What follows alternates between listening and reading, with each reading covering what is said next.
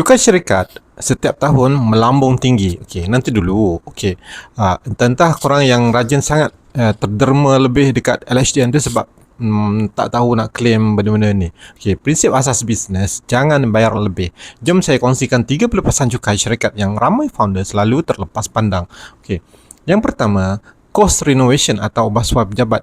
Ramai founder ingat, bila diorang pecah dinding, pasang karpet baru atau buat partition cantik-cantik untuk office, duit tu hangus macam tu je dan tak boleh tolak cukai. Okey, salah tu. Okey, di bawah peraturan cukai, syarikat boleh tuntut potongan sehingga RM300,000 untuk perbelanjaan pembasuhan premis perniagaan.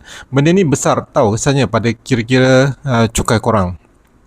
Okey, nombor 2, ini favourite saya. Potongan 2 kali ganda ataupun double deduction. Kerajaan sebenarnya nak galakkan majikan hantar staff pergi training. Jadi kalau korang hantar staff pergi kursus latihan yang diluluskan, korang boleh tolak perbelanjaan tu 2 kali ganda daripada pendapatan syarikat. Korang belanja RM5,000 untuk training tapi boleh tolak RM10,000 dalam pengiraan cukai. Untung kan?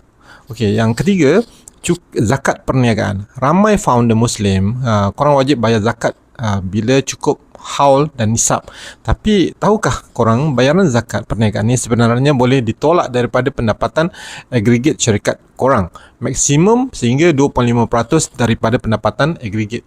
Korang dapat pahala tunaikan kewajipan dan pada masa yang sama dapat juga kurangkan beban cukai korang secara sah.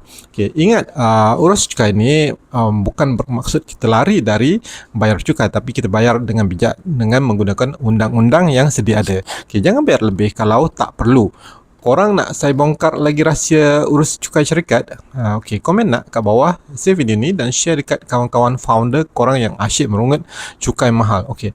Dan jangan lupa dapatkan buku Jangan Bayar Lebih dan Perniagaan Semudah ABC di Showcase. Terima kasih. Assalamualaikum.